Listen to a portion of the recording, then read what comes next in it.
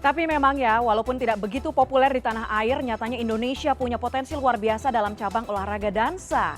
Musisi Agnes Mo dan juga Mendikbud Nadiem Makarim abis-abisan bela dua pelajar ini, atlet dance sports Indonesia.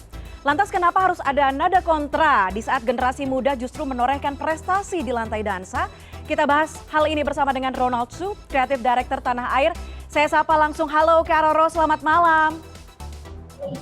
Hai. Hai Kak Puspa. Hai, apa Halo. kabar? Halo, baik sekali Kak. Oke, Apa kabar Kak? kabar baik. Kita lagi ngomongin soal jiwa generasi muda di lantai dansa dengan dua pelajar yang viral di lini masa ya. Sebagai seorang kreatif director, sekaligus sebagai dancer, saya ingin tahu tanggapan dari Kak Roro soal perbincangan yang begitu besar di lini masa mengenai dua pelajar ini. Oke, terima kasih Kak Puspa.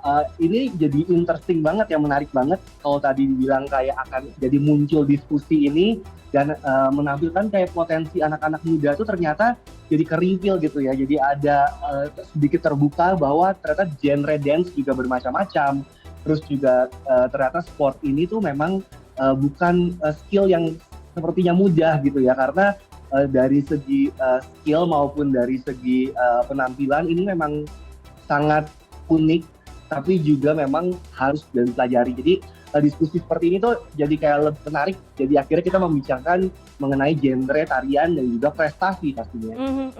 Akhirnya memunculkan ya, wah ternyata Indonesia punya nih potensi di kategori dance sports. Tapi kalau kita lihat nih Kak Roro di lini masa, di Instagram contohnya, ada komentar miring yang menganggap bahwa dua pelajar ini dianggap merusak generasi muda. Sentimen bahwa laki-laki atau perempuan dengan hijab menari, ada sentimen negatifnya. Padahal banyak banget dancer laki-laki di luar negeri yang sangat diapresiasi. Kita tahu kemarin ada Stephen Twitch Boss, kemudian ada beberapa nama. Kenapa sih masyarakat kita kayaknya masih menganggap sebelah mata profesi penari pada gender atau identitas tertentu? Betul Kak Puspa. Jadi itu yang benar-benar kita pengen coba angkat sih, karena diskusi ini juga jadi diskusi yang terbuka untuk ternyata penari itu tuh selalu dijadikan warga kelas tiganya panggung gitu ya, kayak kurang apresiasi, kurang juga pengakuan untuk skill penari tersebut gitu. Padahal skill seperti ini tuh memang sekali lagi memang sulit untuk dilakukan gitu. Dan saya percaya setiap atlet pasti sudah punya do's and don'ts-nya, mereka udah pasti tahu exactly regulasinya seperti apa. Nah, mereka ini tuh pasti sudah diajarkan kalau bagaimana harus berpakaian dan segala macam gitu sih. Itu yang menurut saya memang kita sebagai dulu juga sempat juga aku ikut di salah satu olahraga yang sifatnya dance. Itu juga di federasi juga memang ada beberapa regulasi-regulasi yang saya yakin mereka sebagai atlet profesional tuh pasti tahu harus bagaimana berpakaian, terus juga bagaimana mereka melakukan tarian tersebut.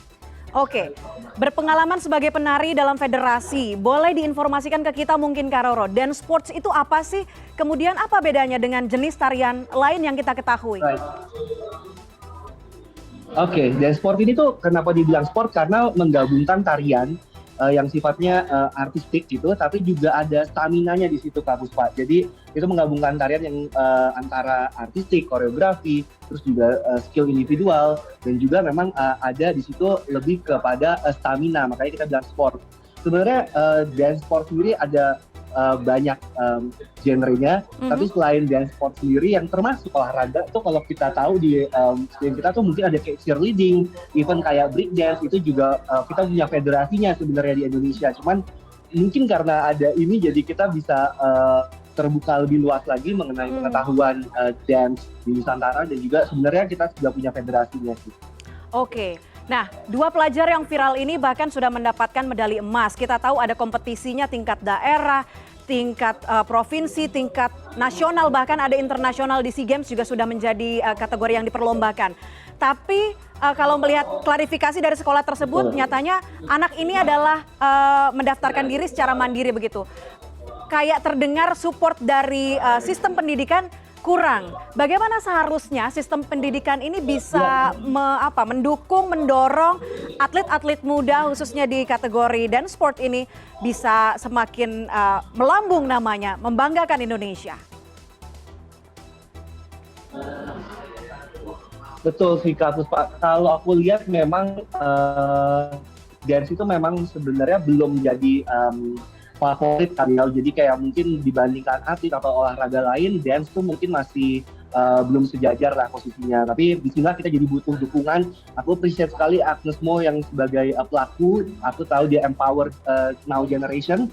Terus juga dari Kemendikbud juga udah mulai mengeluarkan statement-statement itu juga menurut saya itu sangat baik sekali. Jadi mungkin dance di Indonesia sendiri bisa lebih diapresiasi karena selain kesempatan dan juga dukungan, itu kita benar-benar butuh banyak faktor lain sih Kak Puspa, kayak pendanaan, kita juga butuh kurikulum, dan juga karena ini sifatnya sport, kita mungkin lebih banyak pelatihan yang harus dilakukan gitu dibandingkan dance yang sifatnya mungkin theatrical atau dramatical atau yang seperti itu sih Kak. Setuju. Pelatihan, pendanaan untuk bisa memaksimalkan kemampuan anak-anak atau atlet-atlet muda Indonesia. Kak Ronald, terima kasih banyak sudah bergabung bersama kami di CNN Indonesia Connected. Salam sehat. Thank you. Terima kasih Kak. Bye.